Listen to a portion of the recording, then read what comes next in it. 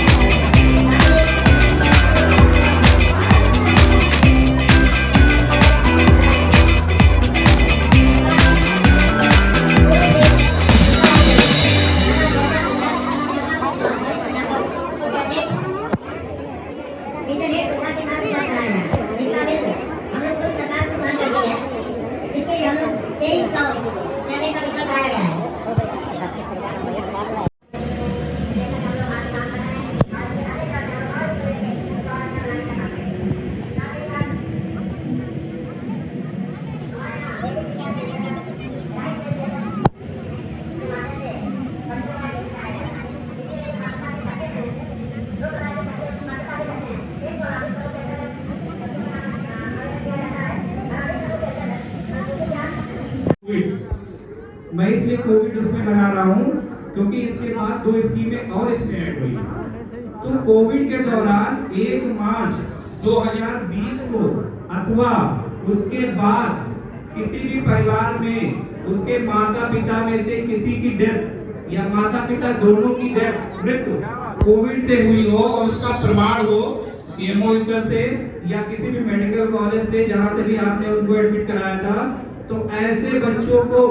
परिवार के चाहे जितने बच्चे हो उनको 4000 रुपए पर हेड दिया जाता है और मंथली दिया जाता है। कभी कभी किस्त 3 माह पे आती है तो तिमाही किस्त मिलती है, लेकिन पर हेड 4000 रुपए। अभी हम लोगों ने एक परिवार में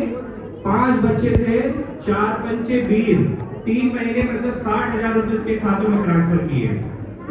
तो ये बहुत अच्छी स्कीम थी कोविड के दौरान, लेकिन चूंकि कोविड का काल अब धीरे धीरे खत्म हो रहा है तो सरकार को ये भी लगा कि इस दौरान ऐसे भी परिवार थे, जैसे मान लीजिए किसी को टीबी है, किसी को कैंसर है, किसी को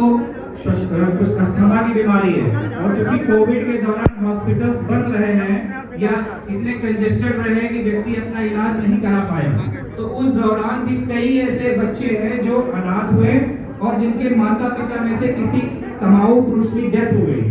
तो सरकार ने इसी में एक्सटेंड किया उत्तर प्रदेश मुख्यमंत्री बाल सेवा योजना सामान्य, जिसमें परिवार कोविड 1 मार्च 2020 को अथवा उसके बाद ऐसे परिवार जिनके माता पिता में से किसी एक की डेथ किसी अन्य कारण से हुई हो, जिसमें ये बीमारियां मैंने बताया कि cancer, blood cancer, TB, asthma या कोई अन्य जो असाध्यजनक रोग हैं जिनके इलाज की संभावना नहीं हो पाई थी, तो ऐसे ही बच्चों को, परिवार के 2 बच्चों को, केवल 2 बच्चों को सरकार द्वारा 2,500 रुपए की धनराशि पर हेड दी जा रही है। फिर सरकार को ये लगा कि कई ऐसे परिवार हैं जो कोविड के दौरान नहीं, उससे पहले भी उनके फादर की डेथ हो गई और बच्चे अनाथ हैं, क्योंकि सरकार का जोर है कि यही बच्चे हमारे भविष्य हैं। तो सरकार ने एक नई स्कीम ऐड की, हालांकि ये स्कीम पुरानी थी, उसमें हम 2,000 रुपए देते थे, स्पॉन्सरशिप योजना, लेकिन सरकार ने इसको एक्सटेंड करते हुए स्पॉन्सरशिप एक नए फॉर्म में लेकर आए और उसमें 4,000 रुपए पर हेड बच्चों को दिए जा रहे हैं। अब आप कहेंगे कि कोविड और इसमें क्या अंतर है, तो कोविड में कोविड का होना चाहिए कि कोविड से डेथ हुई है, और स्पॉन्सरशिप में यह है कभी भी परिवार के जो तमाम सदस्य मतलब पुरुष की डेथ हो गई हो, कभी भी डेथ हुई हो, इसमें वो बच्चे इसके पात्र हैं और परिवार में केवल 2 बच्चों को मिलेगा 4,000 रुपए पर हेड, और तिमाही के इसमें भी मिलती है जैसे कोविड में मिलती थी। लेकिन इसमें 4 चीजें जोड़ दी गई। एक कि कई ऐसे बच्चे जो दिव्यांग हैं, तो दिव्यांग बच्चे भी स्पॉन्सरशिप के पात्र होंगे। किसी के फादर जेल में है तो वो भी बच्चे पात्र होंगे। किसी के फादर की एक्सीडेंट में डेथ हो गई है, ना तो ये कोविड के हैं ना इस सामान्य के हैं, तो ऐसे बच्चों को भी इसमें सम्मिलित किया जाएगा। माता पिता दिव्यांग हैं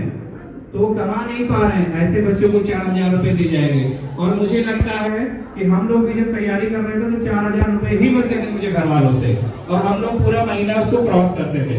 तो सोचिए कि 4,000 रुपए अगर मिल रहे हैं तो उसके बच्चे की पढ़ाई से लेकर सारी चीजें हो सकती है। तीसरी स्कीम हमारी है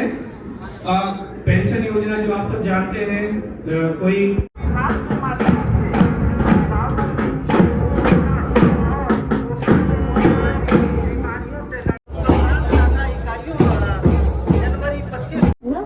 नगर पंचायत सिंसेपुर के कार्यालय भवन का निर्माण कार्य,